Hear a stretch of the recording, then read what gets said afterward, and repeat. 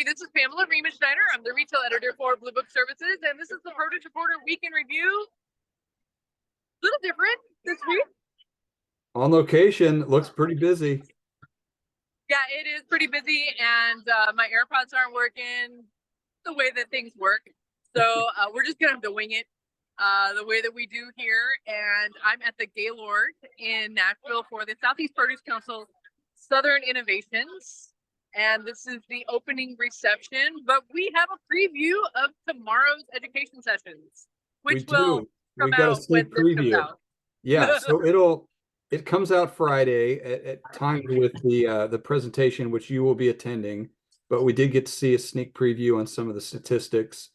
It does coincide with the inflation report that we had this week. Produce, I don't know if you noticed, but inflation cooled overall, but in fruits and vegetables, it was down 0.2% year over year. And in fresh fruits and fresh vegetables, they were both down 0.5% from a year ago. So that's actually deflation in our department. Yeah, and so Anna Marie and the Southeast Produce Council and FMI, the Food Industry Association, put together the Power of Produce, which comes out in the spring, but this is the what's new. So they kind of have a lot of really cool stuff to talk about in this one. And what I thought was really great in this is that it's showing that people are buying more produce.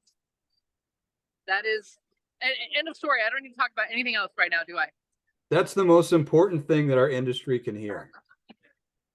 Well, the other thing that I thought was really interesting in that report is that more than 84% of consumers surveyed said they were willing to splurge on fruits and vegetables, especially in certain circumstances.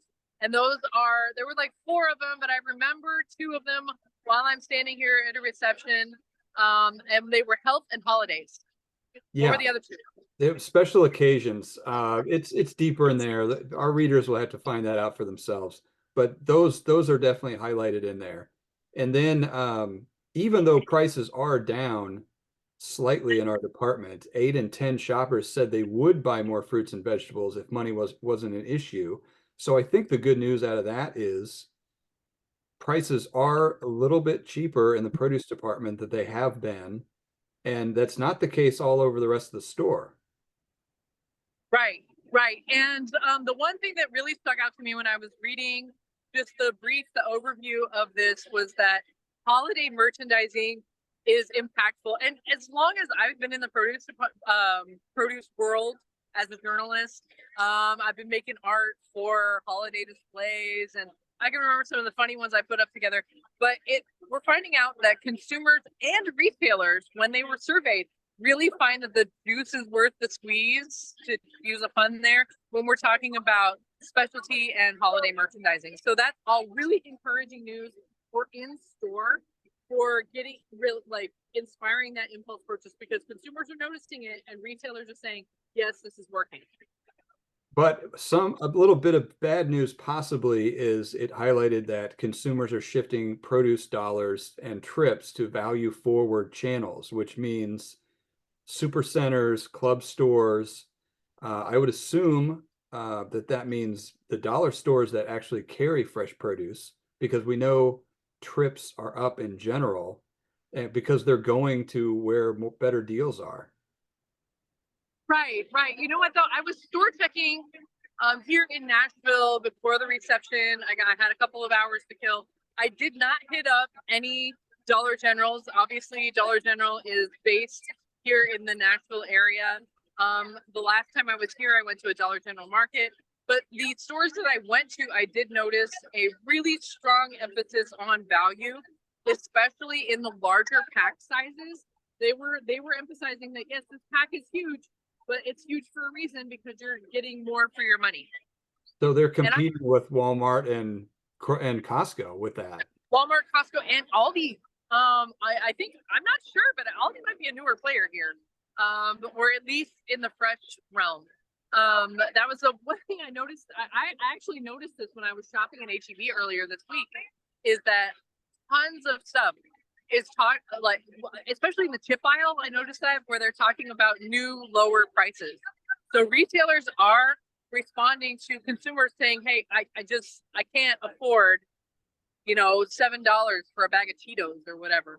Yeah. And they are responding. So did you visit any Kroger stores? Because Kroger's in the news again. I Googled which stores should I go to here in the Nashville area, and Kroger did pop up. So I went to one in the fancy part of town. Kirk, our CEO, is a Nashville resident, and I told him which one I went to, and he's like, "Oh yeah, that's probably a really nice Kroger." And I saw in there, and then one of the comments that I have was that a Kroger is a Kroger is a Kroger. They all look the same to me. There's not even when you go into a Fred Meyer, it all seems like Kroger to me. Well, Fred Meyer's didn't used to be that way, having grown up in Portland. Yeah, yeah. And this goes along with the story that I had written this week about what CNS really thinks of some of the Krogers that they had. And this also is a nice reminder for anyone who does text for business purposes, is that never put anything in writing that you wouldn't want to read in court. Oh, yes. Because Yes. got read. They did some name dropping. CNS, for any readers who didn't catch that story, said some of the divestitures were the worst Kroger has, and they even name dropped Hagen, Mariano's, QFC, and Cars. So that was not very nice. No, they said they were dogs. And you know what? When a retailer is divesting stores, they're not going to cut off, like skim the cream and say, okay, we don't need these. So it's a no-brainer, but it's kind of funny that those texts came to light. And they also brought up some stuff when CNS had bought some of the Grand Union stores, which was a top banner, and they had said that they're not profitable, but they're working on it. So yeah, it's unfortunate, but it is kind of like giggle worthy to see that stuff come to light. But it's also a nice, healthy reminder that never put something into text that you wouldn't be ready to read in court. It can be dangerous. So what else are you looking forward to with the rest of the expo and event there? So the Southeast Produce Council always puts together a really great show. The education, the power of produce, and then this what's new is always my favorite of the year. But what they're focusing on in this show, and that they've transitioned to over the last couple of years, is really keying in on innovation and pushing forward produce. And secretly, honestly, I feel like there's going to be product launches here, maybe some soft launches of products that will be on a bigger stage in October. Some companies will be like, hey, we got this, it's new, but I can't actually talk about it yet, but you can see it. So a lot of new stuff. New innovation is really the focus of this show. It seems like it is kind of a better venue because you're just competing with so many fewer fellow exhibitors like you will in 5 weeks when the entire industry is there and there's 20,000 people you're trying to get their attention and all your competitors are there. Whereas here, maybe not all your competitors are there. Yeah, I mean, it is a pretty exclusive group. Although it doesn't feel like it when you're trying to swim upstream to get through this. The hotel bar never feels like it's an exclusive group. It always seems to look quite a bit bigger than that. Right. I'm going to get back to it. Although I will give you the score update. My son just kicked a field goal to put his team up 17-14.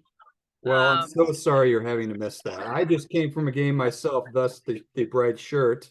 I'm a newly minted field hockey official, so I'm getting better every game. All right. Well, that's it for the Produce Reporter Weekend Review. If you are not getting the Produce Reporter newsletter, you need to go to produceplaybook.com and sign up.